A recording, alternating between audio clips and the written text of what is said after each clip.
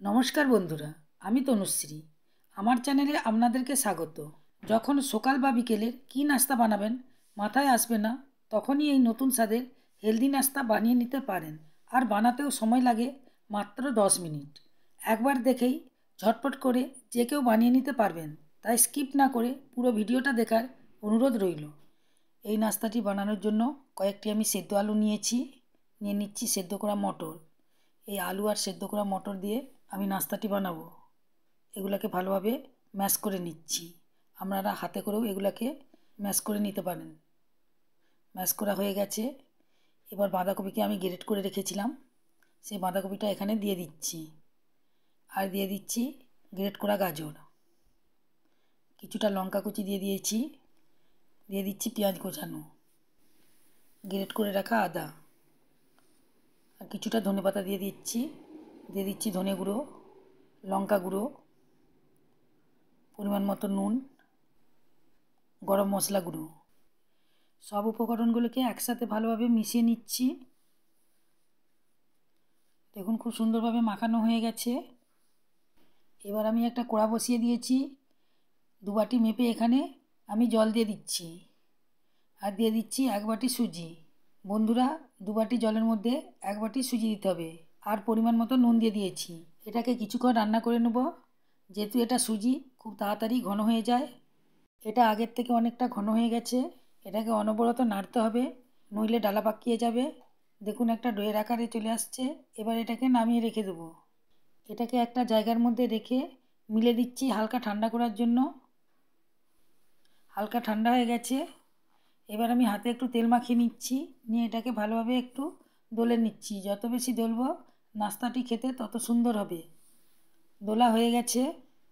এবার এখান থেকে আমি একটি লেচি কেটে নিচ্ছি। হাতের সাহায্যে দোলে নিয়ে এটাকে একটু চ্যাপ্টা করে নিচ্ছি। যেহেতু এটা সুজি এবং নরম আছে, সহজেই চ্যাপ্টা হয়ে যাচ্ছে। আগে থেকে যে পুরটা তৈরি করে রেখেছিলাম সেখান থেকে একটু নিয়ে এটা গোল করে দিচ্ছি, যাতে পুরটা দিতে খুব সুবিধা হয়।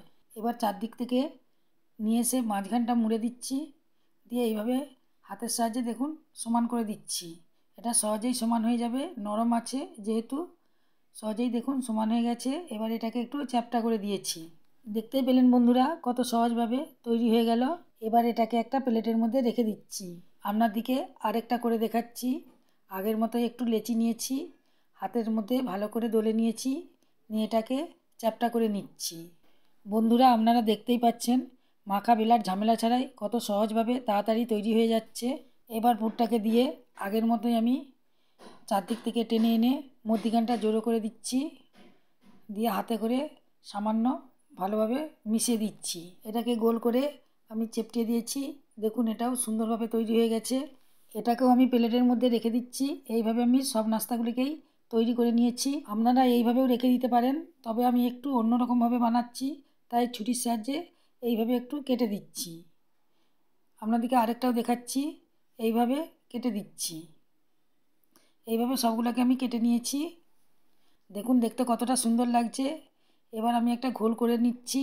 তার জন্য দিয়ে দিচ্ছি 2 চামচ ময়দা। এবার দিয়ে দিচ্ছি চিলি ফ্লেক্স, দিয়ে দিচ্ছি ধনেপাতা কুচানো। এখানে আপনারা ময়দার বদল আটা দিয়েও করতে পারেন, তবে ময়দা দিয়ে করলে অনেকক্ষণ পর্যন্ত ক্রিস্পি থাকবে। জল দিয়ে একটা ঘোল তৈরি করে নিয়েছি। এর মধ্যে তিল দিয়ে দিচ্ছি। তিল দিলে খেতে আরও সুন্দর লাগবে। দেখুন ঘনত্বটা দেখাচ্ছি, ঠিক এই রকম একটা পাতলা ঘনত্ব হবে। এইবার আমি একটা নাস্তা নিয়ে এর মধ্যে ডুবিয়ে দিচ্ছি।